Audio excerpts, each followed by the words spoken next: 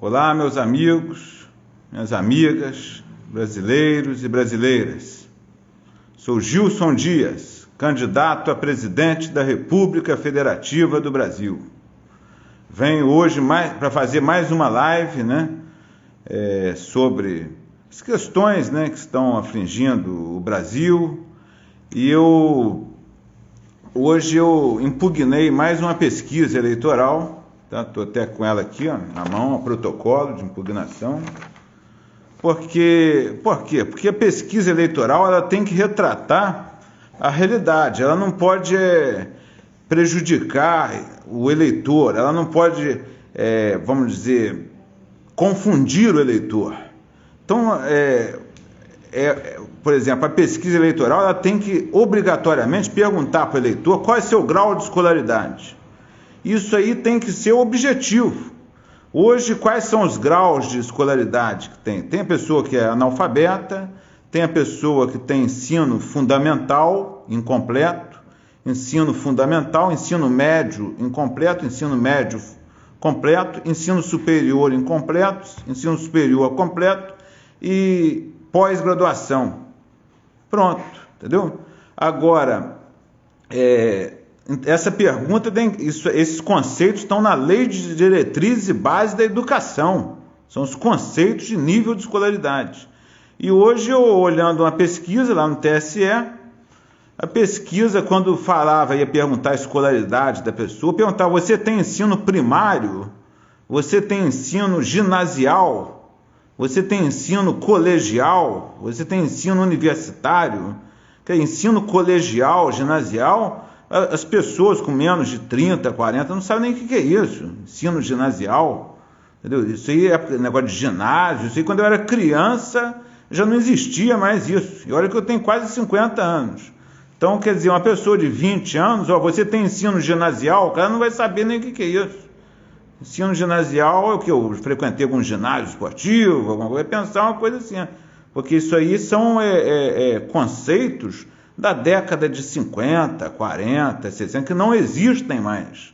Então, a pesquisa está confundindo o eleitor com esses conceitos que não existem mais. Eu, como candidato à presidência da República, legítimo, porque protocolizei meu pedido de candidatura no dia 29 de julho, e o pedido não foi julgado ainda jurisdicionalmente.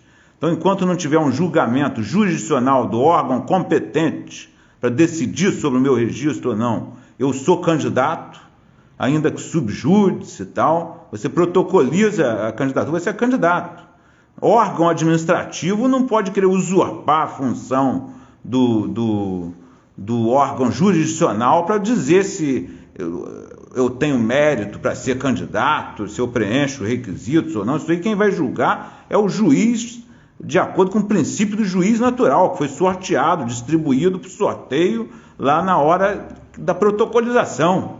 Então tem que respeitar o órgão jurisdicional. O órgão administrativo não pode querer usurpar a função de órgão jurisdicional. Inclusive, isso é uma coisa que está sendo, está acontecendo aí, às vezes, sem nem os órgãos jurisdicionais saberem. Vou ter que informar o órgão jurisdicional desses acontecimentos aí, Mas, bom, ingressei com uma ação judicial de representação contra essa pesquisa, que eu acho que não pode ser divulgada. Por quê? Porque no nível de escolaridade perguntava se tinha ensino colegial, ginasial, coisa que não existe mais. Bom, ultrapassada essa questão, para tentar defender a democracia, que eu sou um democrata raiz, democrata substancial.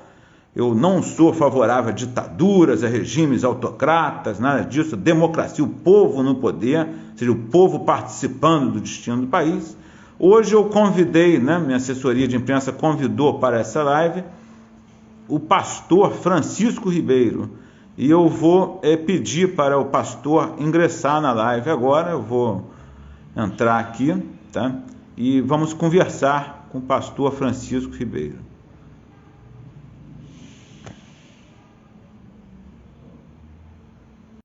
Vamos ver se entra. Eu apertei o botão aqui.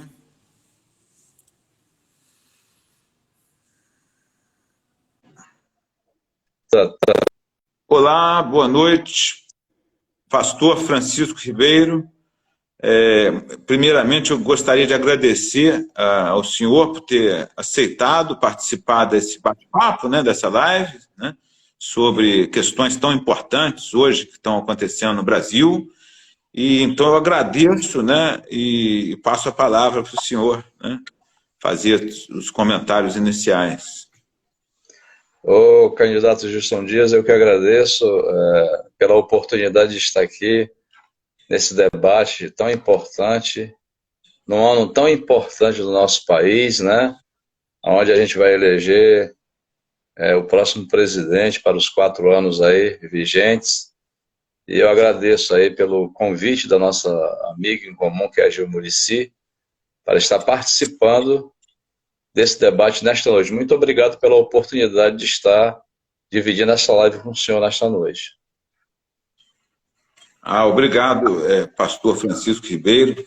Então, a gente costuma conversar nas lives, né, sobre os problemas que estão hoje no Brasil e procurar ouvir, né, o povo. Quando eu falo povo, o povo é nós, eu, o senhor, todo mundo, né, o pessoal, o morador de rua, o médico, o advogado, enfim, o povo como um todo, né?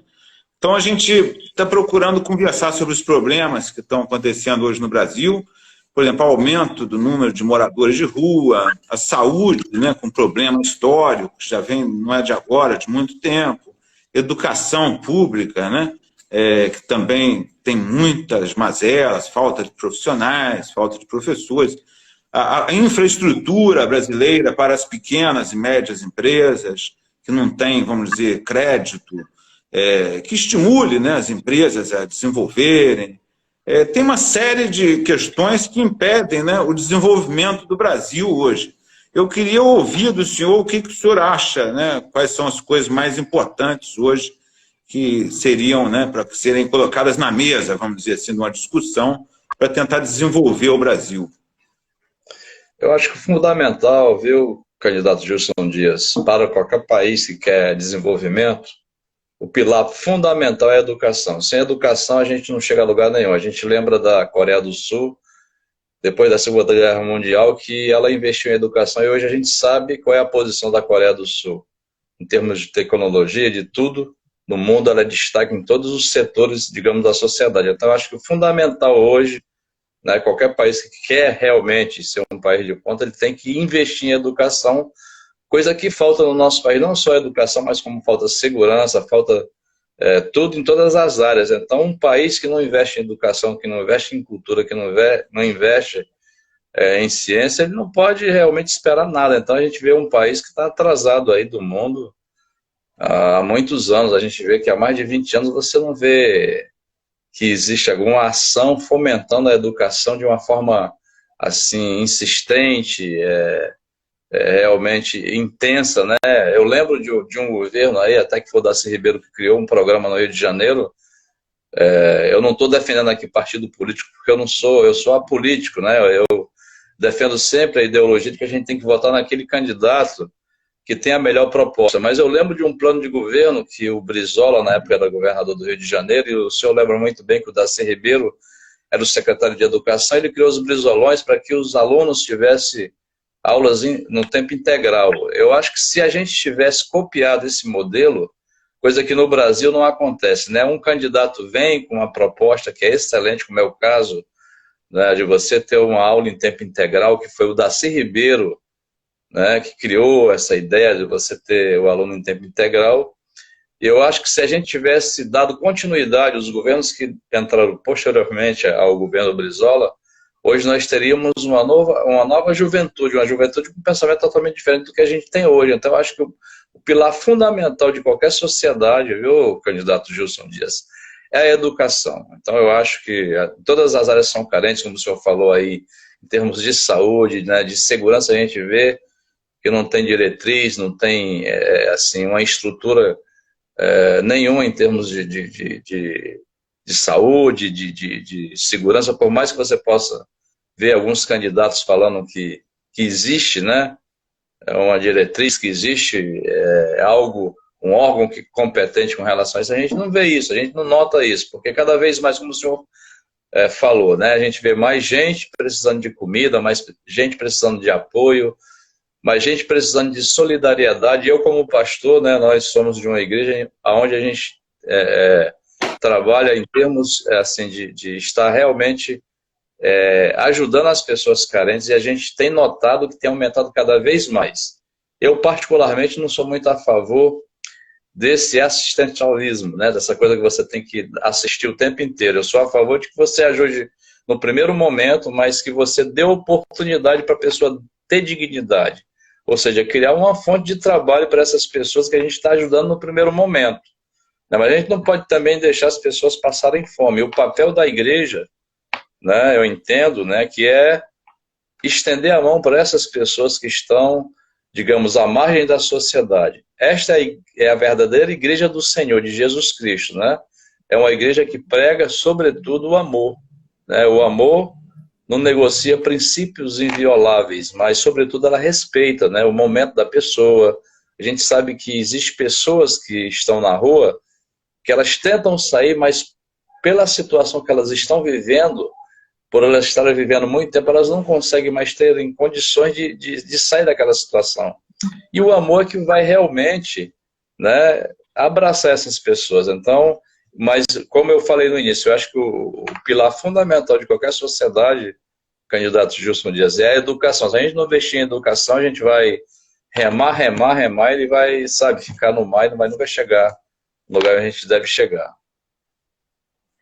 Eu concordo com o senhor, educação realmente é uma coisa muito básica, né? Que realmente o projeto do Brizolão, né, do CIEPS, era um bom projeto, mas não teve continuidade, não teve avanço, né? Ele começou e aí pararam, aí, né? Eu já fui até professor do CIEP, né? Já dei aula na rede estadual do Rio de Janeiro, como professor concursado de História, e dei aula no CIEP ali em Noã, ali em Maricá, e dei aula no CIEP também lá de Araruama, São Vicente, Araruama, fui professor lá de História, Ciências Humanas, né? E nessa época, foi isso na 2005, 2006, mas já era tudo sem estrutura, não tinha educação integral, não tinha mais nada disso, era o CIEP, porque a ideia inicial era educação integral, mas depois abandonaram, né, e passou a ser uma escola comum com turnos, né, então a educação realmente é pedra fundamental. Agora eu queria perguntar uma outra coisa para o senhor. O que o senhor acha da democracia brasileira? Olha, eu acho que a democracia brasileira está engatinhando, porque como o senhor falou, né, com a democracia onde o povo não é como o senhor estava falando sobre a pessoa não entender o que é de ginásio, científico, né? O senhor estava falando disso, né? Uma democracia onde o povo é esclarecido é uma coisa, agora onde o povo é 70% analfabeto funcional é outra coisa, né? Então, a democracia realmente, para ser implantada, ela precisa ter um entendimento de um povo de uma forma geral. Então, é por isso que eu estou fomentando sobre a educação. A democracia brasileira está engatinhando. Nós temos cerca de 70% de analfabeto funcional no país. Então, as pessoas lêem um texto, elas não têm discernimento sobre aquilo que estão lendo. Então, eu acho que está engatinhando, e para a pessoa ser democrática, ela precisa entender o que é democracia, né? Ter o livre-arbítrio, né? Porque eu vejo certos pastores querendo decidir o voto, por exemplo, dos membros da sua igreja. Isso não é uma forma correta, porque nós temos que ter discernimento, como cidadãos que somos do Brasil, de entender, né, qual é o melhor candidato naquele momento para nós. Você sabe que o problema político do Brasil ele é muito sério, né? Existe, não é só o presidente que a gente tem que escolher, a gente tem que escolher aqueles que estão no Congresso, aqueles que estão no Senado, porque a gente pensa assim, não é só o presidente que vai decidir, não. Então a gente tem que ter pessoas esclarecidas para que possam escolher seus senadores, seus deputados, com boas intenções. Uma coisa que é muito difícil no nosso país, justamente porque as pessoas não têm esse discernimento. Então eu acho que a democracia brasileira, ela está engatinhando e ela só vai realmente se consolidar quando houver uma educação eficaz e quando houver realmente, né, essas pessoas que vão poder discernir o que é o certo do errado e vão poder decidir por si só, por entenderem aquilo, né? Pela ideologia, digamos, né? Dela e das pessoas que estão ao seu redor, porque ideologia é você não votar por interesse nenhum, mas você votar, né, por aquilo que você entende e pelo um senso comum, né? Eu acho que é assim que o senhor também entende, né, candidato Gilson Dias? Eu acho que a democracia brasileira, o que acontece? Ela tem um problema estrutural que é a falta de participação do povo na política. Tá? Mas a falta de participação do povo na política não é por falta de vontade do povo, não. É porque foi criada uma oligarquia partidária, né, que tem 30 e poucos partidos aí, e esses partidos são donos, né, do acesso ao poder político. Então vende legenda, os outros ser candidato a vereador, vai ser candidato a deputado, agora tem essa lei imoral, né, de 5 bilhões de reais para campanha, enquanto para combater a fome no Brasil é destinado 40 milhões, quer dizer, 125 vezes mais é dedicado à campanha eleitoral do que o orçamento a combater a fome no Brasil.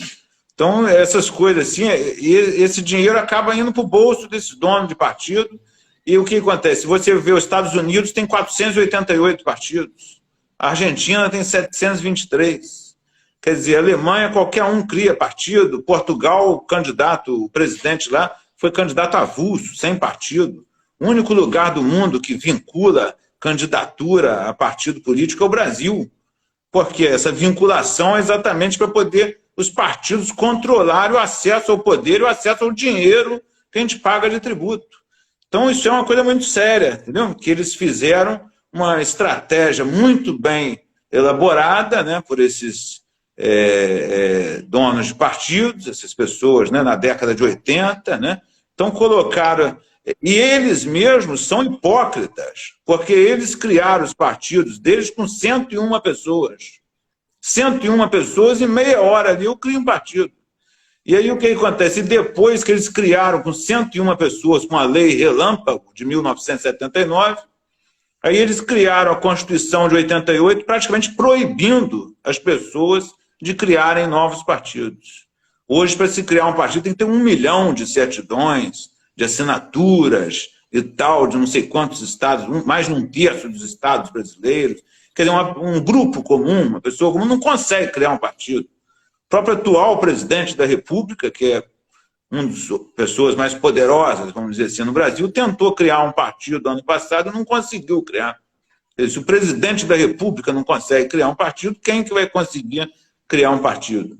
Então, esse alijamento, né, essa exclusão do povo brasileiro de participar da política por meio desse filtro partidário, isso aí eu acho que impede o Brasil de se desenvolver, porque os problemas das pessoas, eu estou caminhando pelo Brasil, estou vendo isso, as pessoas que sabem. Então, quando o senhor vai para lá no Rio Grande do Sul, lá numa tribo indígena, lá em Santa Catarina, por exemplo, o problema daquela tribo indígena lá são os índios de lá, os indígenas lá, que sabem o problema que eles estão passando.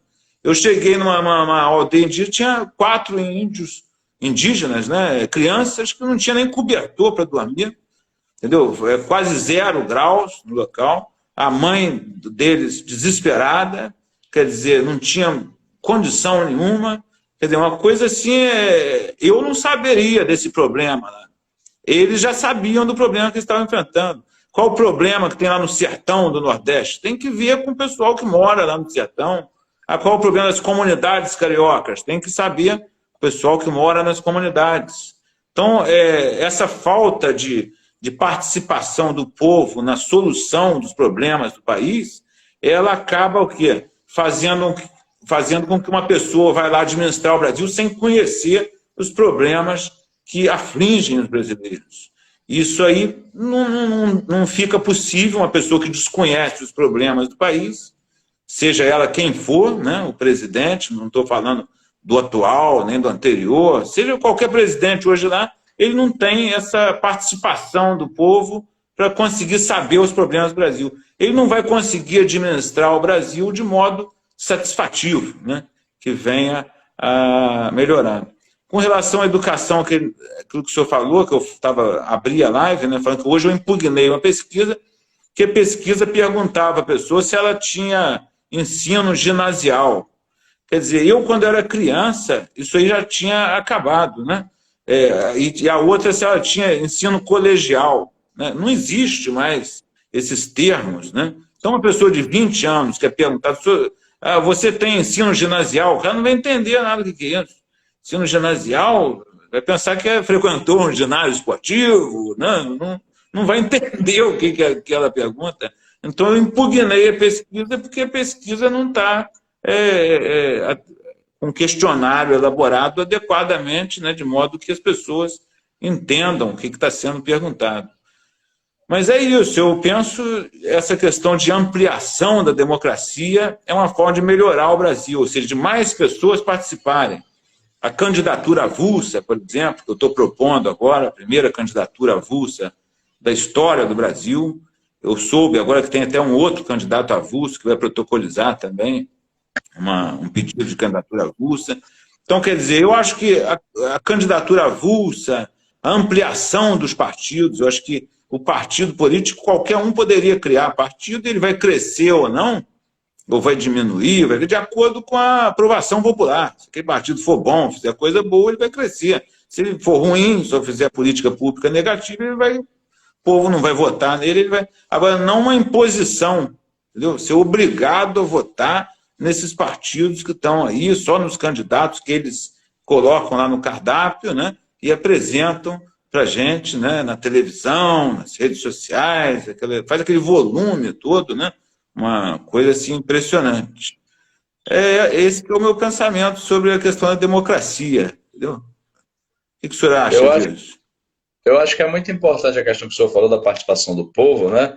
Inclusive, eu acho que ao invés do Congresso, do Senado decidir, acho que teria o povo a decidir as grandes questões do Brasil em forma de plebiscitos, né? Você consultar o povo, né? Embora a gente tenha falado que a maioria das pessoas não tenha discernimento do certo e do errado, mas a gente poderia fazer uma pesquisa, por exemplo, entre o povo, porque aí seria o povo decidindo, né, a direção do país. Então, eu acho que essa ideia de você colocar para o povo em forma de plebiscito é uma ideia maravilhosa. Eu sempre penso que se o povo pode votar para decidir escolher um presidente, um prefeito, um governador, por que não o povo decidir as grandes questões do país? Como o senhor falou, por exemplo, dessa questão do dinheiro, 5 bilhões aí para os candidatos que vão usar nas eleições, por que o povo não pode chegar e dar sua opinião? Não, eu sou contra isso. Eu sou contra ter 500 e poucos, né, representantes do povo lá entre o Congresso Nacional e o Senado. Por que tanta gente para representar o povo, quando a gente podia diminuir esse dinheiro e investir na educação, em segurança, em saúde, né? Eu acho que o povo tem que ter mais participação, eu acho que o povo tem que se envolver mais. Agora, como o senhor falou, existe uma forma deles tolherem, né, as pessoas que querem, como o senhor está fazendo, levar essa ideia. Então, eles se fecham de uma forma que a gente não consegue ter a nossa voz, a gente não consegue ser ouvido, digamos assim, né? Então, a gente precisa se mobilizar, né, se levantar pessoas como o senhor, como outras que querem realmente que o povo seja ouvido, para que a gente possa chegar e dizer, não, olha só, isso está errado. Quem tem que decidir não é o Congresso, não é o Senado, mas quem tem que decidir é o povo, porque o povo é que passa pelas situações difíceis, né? O povo do sertão, o povo indígena é que passa por essas situações, como o senhor mesmo falou que esteve lá numa tribo indígena, que as pessoas não tinham nem cobertor, né? O deputado lá está lá ganhando seu salário, está lá com seus secretários, está lá em Brasília com seus benefícios, digamos, de apartamento, a gente sabe que existe uma série de benefícios, né? Que eles estão lá e realmente eles não estão cuidando daquilo que tem que ser cuidado, que é do povo que está passando necessidade. Então, eu acho que é muito importante isso que o senhor está fomentando, né? Que o povo tem que participar mais. Eu sou também adepto dessa ideia de que a gente tem que participar mais. Agora, como é que a gente vai chegar? Como é que a gente vai conseguir mobilizar uma sociedade né, para chegar a ter esse entendimento. Isso é que é a grande questão, viu, candidato? É uma questão muito complexa, porque tem que ser feito tudo em paralelo, né? Eu tenho dentro do nosso programa, a gente debateu, né? Assim, tem pessoas muito preparadas, né, junto comigo. Eu não estou sozinho, não. Foi assim um grupo muito grande, né? De muita gente preparada. Tinha 40 professores lá de São Paulo, tem professores do Rio, a maior previdencialista do Brasil está com a gente. Então a gente está conversando muito. Fui em Coimbra debater com os europeus, lá do Parlamento Europeu, professores catedráticos. E, por exemplo, uma questão que eu trouxe até como ideia para tentar otimizar essa participação popular e que eu pretendo implantar, né, no caso de ganhar a eleição, é criar democracia digital. Democracia digital. A gente vai fornecer um aparelho celular para cada cidadão brasileiro que não tenha condição, né, com programa próprio, entendeu? De votação, e toda decisão mais importante que o presidente da República for tomar, nós vamos consultar a população brasileira, que com a tecnologia hoje é possível, ela vota na hora, deu lá, 5 milhões é a favor, 100 mil é contra, então 5 milhões ganhou, então vamos fazer aqui o que o povo decidiu. Essa foi uma das ideias que a gente teve, né, nas conversas, nas reuniões, e que o senhor colocou agora, que eu lembrei, né? E seria uma forma do povo participar diretamente, porque com o avanço tecnológico, trouxe aquela possibilidade antiga de democracia direta, ou seja, de ouvir diretamente o povo. Porque basta de um celular, o povo, quem quiser, né, participar, vai poder chegar ali e votar e tal. Isso aí é uma coisa que a gente quer fazer, né? E a educação, com certeza, tem que destinar o dinheiro para a educação, que já é destinado, só que tem que chegar. Aquele dia tem que chegar na educação, não pode ter esses desvios que tem merendas escolares, desvio de verba, que aí não chega o dinheiro, né, na ponta, que o pessoal fala, né? E o dinheiro tem que chegar na ponta, ou seja, tem que ter um mecanismo de controle, desde quando sai o dinheiro lá da União e vai para o Estado, o município, tem que ter um rastreamento desse dinheiro, um pessoal fiscalizando o rastreamento desse dinheiro, para ver se esse dinheiro realmente foi empregado na educação, foi destinado à educação ou não. E saúde, a mesma coisa, ou seja, tem que ter um controle maior sobre as despesas públicas, né? Porque o doutor Vital Moreira, um professor lá de Portugal, eu sempre falo isso na live, ele falou, a gente aqui em Portugal, a gente não tem 1 litro de petróleo, a gente não tem 1 quilo de ferro, não tem matéria-prima nenhuma. E Portugal é um país desenvolvido. E o Brasil, que é um país autossuficiente em petróleo, em riquezas minerais, a maior biodiversidade do mundo, uma costa, que agora que tem a Amazônia Azul, que é a maior biodiversidade marinha do mundo. Quer dizer, um país riquíssimo e é subdesenvolvido. Ele falou que ele não consegue compreender uma coisa dessa. E eu também não consigo. Por isso que eu me lancei candidato, porque eu acho que precisa de uma administração normal, né? Uma coisa normal, eu acho que a coisa começa a desenvolver, né? Eu pensei isso. E sobre a educação, teoria básica... Pode falar, professor. Eu acho muito importante também, né, o povo se mobilizar, como o senhor falou sobre a participação da democracia, que é voltada para o povo, a participação geral, né? Nós, por exemplo, aqui no Rio de Janeiro, eu moro no Rio de Janeiro, sou cearense, mas moro no Rio há 43 anos. Eu acredito muito na participação do povo, do público e do privado. PPP, a gente sempre chama esse programa que a gente criou aqui, né, de PPP. Público, privado, né, e povão, né? Nós criamos aqui um projeto chamado Revitalizares no Rio de Janeiro, em que a gente transforma lugares assolados como escadões feios, né, ruas que estão feias. Eu, por exemplo, fiquei insistindo durante 30 anos no lixão que existia aqui na Tijuca, e a gente transformou o lixão num jardim. Mas por quê? Entrou eu, um arquiteto, meu amigo Rafael Vasconcelos, que é um arquiteto, mais um dono de colégio, e nós transformamos um lixão que existia há 30 anos num jardim. Depois, o poder público viu que nós estávamos fazendo esse trabalho, quis fazer uma parceria e mobilizou o setor privado. que aconteceu com isso? Houve uma junção dos três poderes e a gente tem transformado a cidade do Rio de Janeiro. Existem alguns projetos que a gente está fazendo, né? Eu acho que é importante o povo se mobilizar para que o poder público note que as pessoas, o povão, o povo quer mudanças, né? Porque as pessoas ficam muito acomodadas, ficam na zona de conforto. O que o senhor está fazendo realmente é uma coisa maravilhosa, porque você está dizendo assim, olha só, você tem que se mobilizar se você quer mudar o seu país. Não importa se você... Eu, por exemplo, eu não sou filiado a partido nenhum, mas eu luto pela minha cidade, eu sou do interior do Ceará, tem projetos sociais com flauta doce, com música lá, tem projeto social com artesanato, tem um projeto social, né, com a família Antunes Coimbra, que é a família, né, a família Antunes Coimbra é a família do Zico, né? Não só o Zico foi jogador de futebol, mas nós temos o Nando, temos o Edu que foi jogador de futebol, temos o Antônio que foi jogador de futebol. Então a gente conta a história da família para aquelas crianças. E a gente está assim, eu não sou ligado a partido nenhum político, mas eu estou me mobilizando como um cidadão, né, para poder mudar o cenário do Brasil.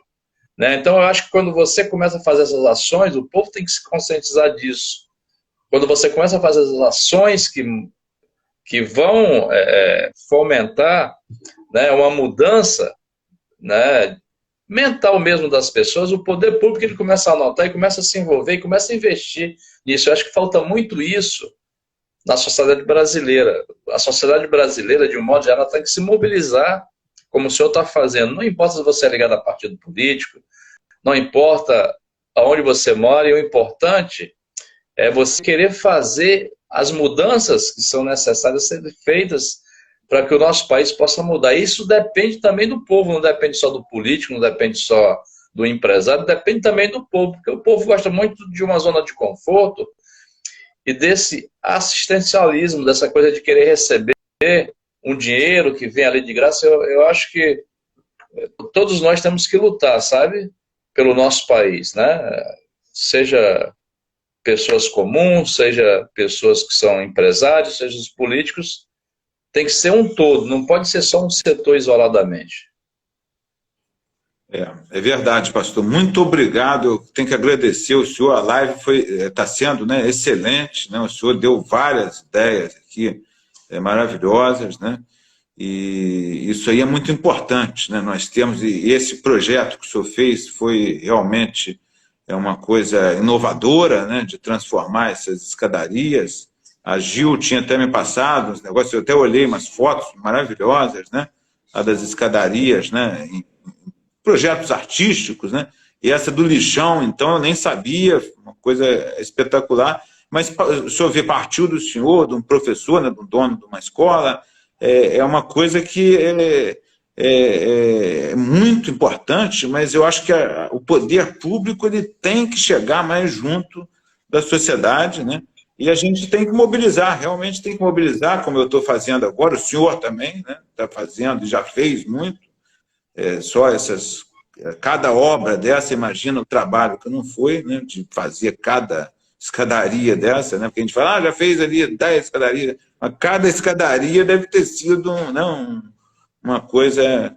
É o que eu estava falando esses dias, o pessoal, o povo não tem que participar do negócio de passeata para político, motociata, carreata, tinha que fazer mutirão, vamos fazer um mutirão para melhorar o bairro, tal. Vamos fazer um mutirão para colocar banheiro nas casas que não tem banheiro, vamos fazer mutirão para consertar as estradas, quer dizer, entendeu? Era melhor fazer mutirão do que ficar negócio de gastar gasolina, carreata, ou não sei o quê, entendeu?